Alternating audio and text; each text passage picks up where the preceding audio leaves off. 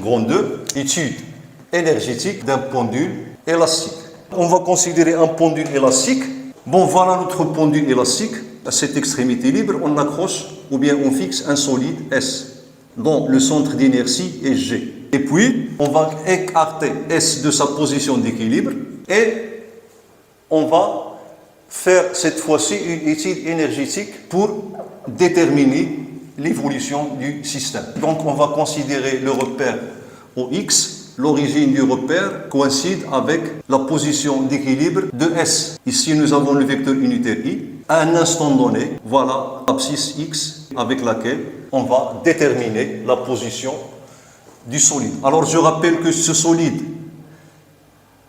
il est en mouvement sur un plan horizontal sans frottement. Lorsqu'on a résolu l'équation différentielle, on a trouvé que le mouvement de S est un mouvement sinusoïdal. Je vais représenter la force de rappel F. Voilà. Et avant de commencer l'étude énergétique, nous allons exprimer le travail de la force F. Pourquoi? Pour déterminer une grandeur qui nous sera utile pour l'étude énergétique. Premièrement, il travaille de la force de rappel entre les positions A et B. Voilà par exemple la position A d'abscisse XA et la position B XB. F est variable, donc on va appliquer la sommation continue, ça veut dire on va appliquer le calcul intégral. Donc travail de F lorsque le point d'application de F se déplace de A vers B égale à l'intégrale. Okay. Donc l'abscisse de la position A c'est XA, de XA vers XB, de la force F fois le vecteur déplacement différentiel. Alors F égale à moins K fois le vecteur delta L égale à XI. Donc F égale à moins K XI.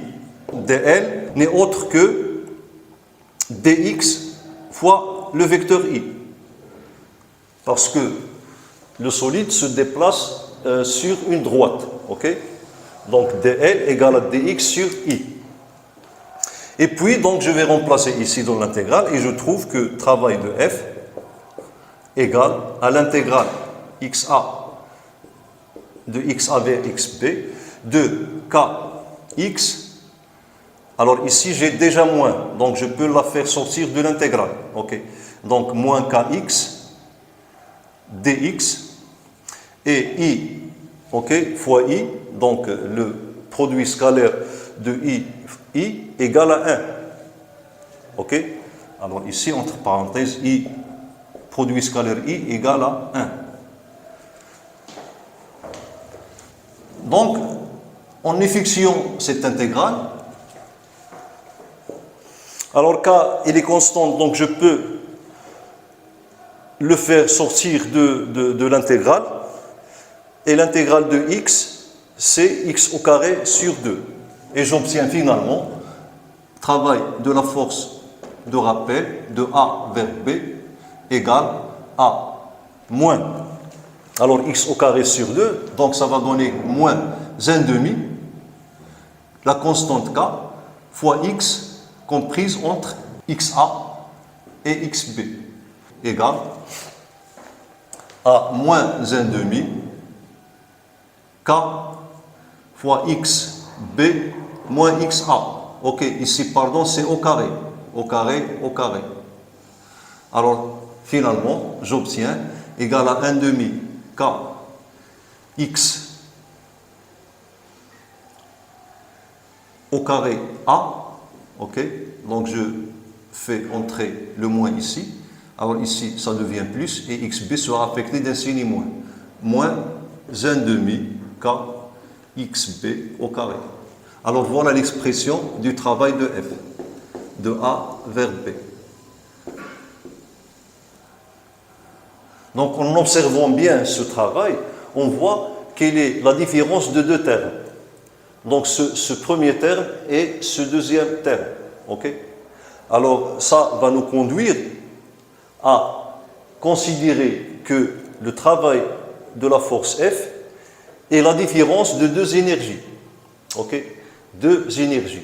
Mais avant de voir ces énergies, je peux ajouter ici une constante, ok, et la retrancher de ce côté. Et finalement, je vais obtenir, ok. Alors ici, je vais passer à la deuxième paragraphe.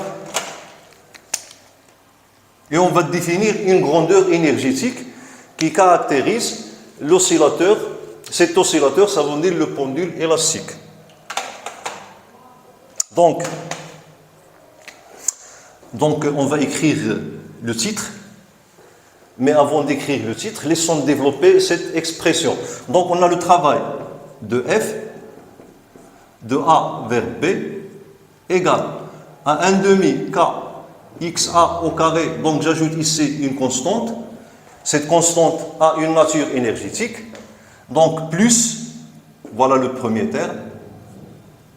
Ok, donc moins, le deuxième terme, c'est 1 demi K XB au carré plus C. Donc, le travail de la force F, c'est la variation ou bien l'opposé de la variation d'une énergie.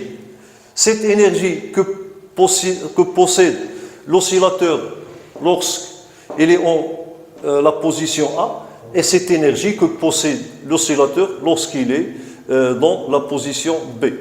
Alors, cette énergie n'est autre que l'énergie potentielle élastique. Donc, deuxième mot, énergie potentielle élastique. Donc, égale à l'énergie potentielle élastique en A moins l'énergie potentielle élastique en B. Okay?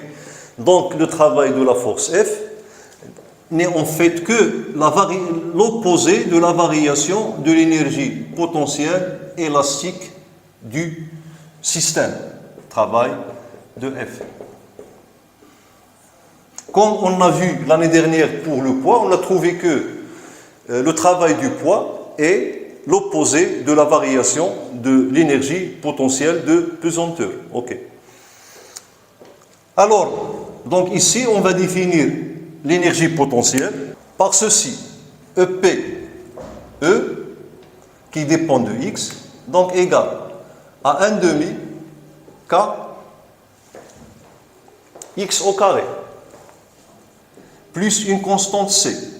Et l'énergie potentielle de l'oscillateur ou bien du pendule lorsque le centre d'inertie de S occupe la position d'abscisse X. C est une constante qui dépend de l'état de référence de l'énergie potentielle élastique où on attribue à EPE la valeur nulle. L'énergie potentielle de la Terre est due à quoi? Est due à l'interaction entre la Terre et le solide. Okay. Ici, même chose. Donc, l'énergie potentielle qu'emmagasine le système ou bien le solide, il est dû à l'interaction entre le ressort et le solide. Et le ressort n'a un effet mécanique sur le solide que s'il est soit allongé ou bien comprimé. Ça veut dire que si elle est déformée. Alors, donc, finalement, cette énergie potentielle est due à la déformation du ressort. C'est la déformation du ressort qui engendre ou bien qui crée cette énergie. Maintenant, on va exprimer l'énergie mécanique du solide. Et notre objectif est de savoir si cette énergie mécanique reste constante lorsque le solide est en mouvement, ça veut dire lorsque la force F travaille, ou bien cette énergie varie au cours du temps. On a vu ici, le travail de la force F ne dépend pas du chemin suivi. Il dépend uniquement de la position initiale et de la position finale du centre d'inertie du solide. Cette propriété confirme le fait que la force F est conservatrice. Ça veut dire que son travail ne fait pas varier l'énergie mécanique. Et on va confirmer cette remarque par une démonstration.